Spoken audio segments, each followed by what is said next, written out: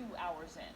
So I don't want viewers at home to think that police are now doing something, but no, everything has changed here, and police have been standing by for most of 2 hours. Again, they stepped in when vandalism started, and now we know that windows have been broken, and now we see police cars being damaged, and that is still damage to property. And again, the chief said that she did not want folks out there breaking the laws, that they could stay as long as they were not breaking the laws. So let's go to, as we continue to watch our chopper shot here, and police now moving north with armored vehicles behind them, north on Centennial Olympic Park Drive as the crowd is moving, but also cars in front of them have been damaged. Folks jumping on them as you've been watching along with us. Channel 2's Richard Elliott is nearby. We see someone there on the ground. Police are carrying that person. Richard, can you tell us what's happening from your angle? Oh, now a police car. So we were in the middle of Centennial Olympic Park Drive. We saw some police officers who were in the middle of all that actually back up. They came across the street. They've walked down the block now. They're down the street closer to the Skywheel. And then everyone started running towards us, so we started running off to the side of the street. We're kind of taking some shelter behind a street lamp right here. Yeah, it's definitely getting a lot more violent. You can hear it.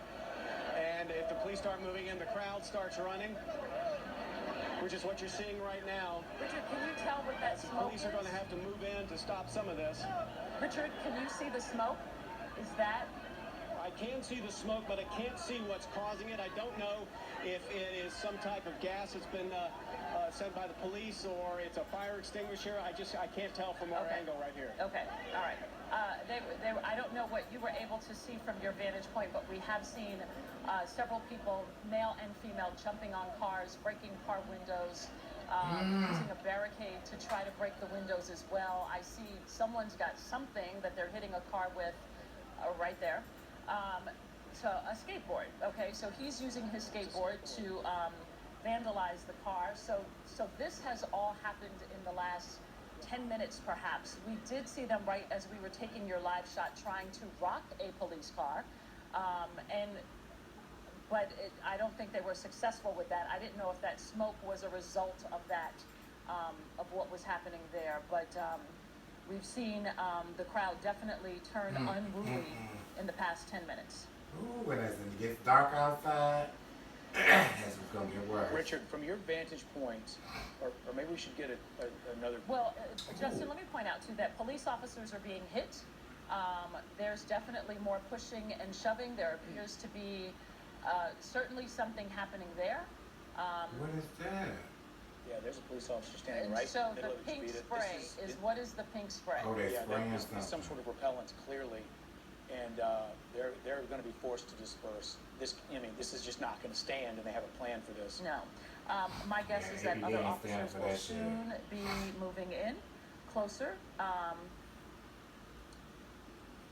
No doubt, this is when you're going to find out the levels of preparedness for this. But we knew this was occurring, this rally for justice tonight. So just as we saw in 14, there were layers of law enforcement purposely not visible for the bulk of that day. Right.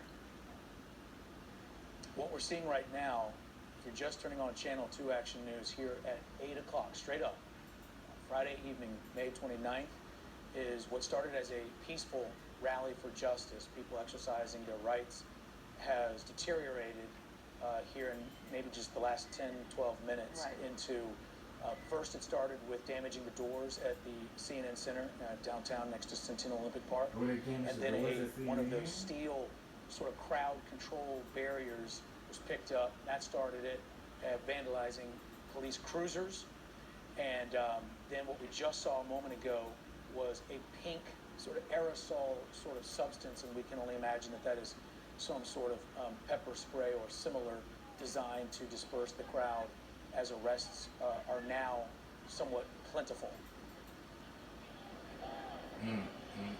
Let's go to Channel 2's Richard Elliott. He's been standing there at the intersection as well. But Richard, we hope that you're in a safe position and you can tell us what's happening. Yeah, we pulled back actually into the park, so we have some of the fencing here to kind of separate us a little bit.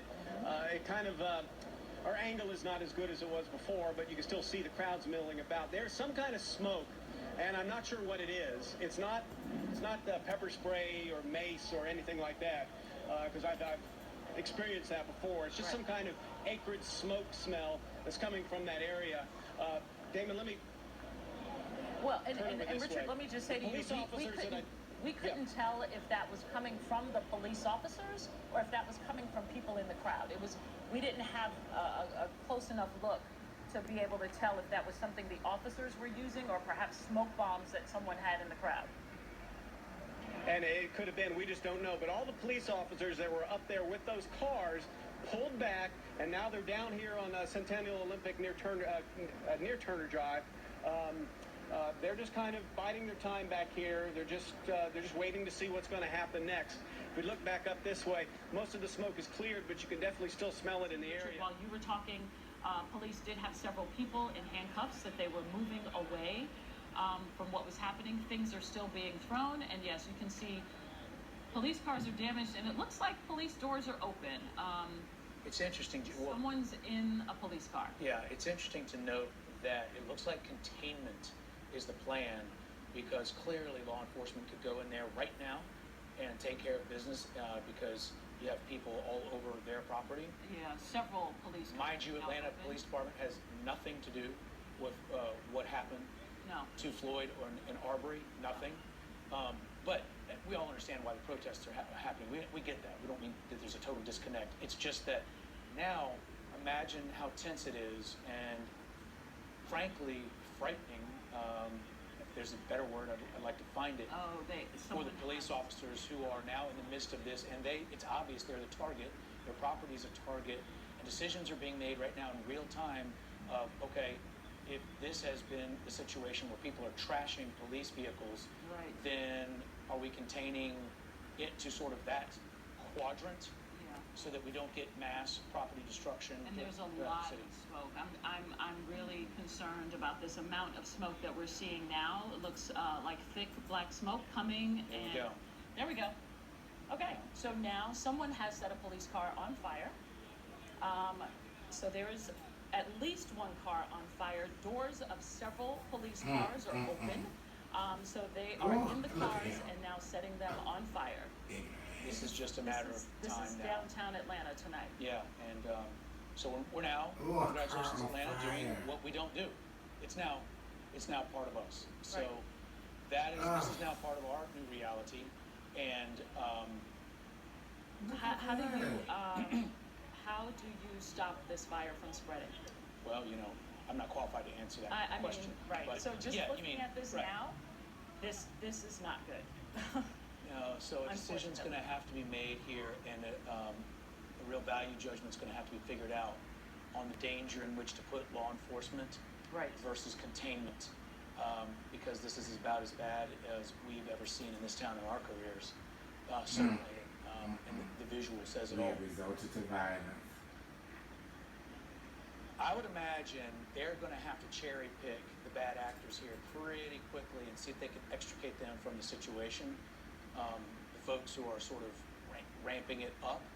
And what we have seen in the past, it wasn't quite to this level, but that the voices of reason, some folks who would be considered community leaders and similar, maybe women and men of the clergy, Javita, they'll get in there and they'll do what they can do, because no one's going to respond well, or most are not. Move the chopper over the messages about something happening on the downtown connector. So this is right near 14th Street, I believe.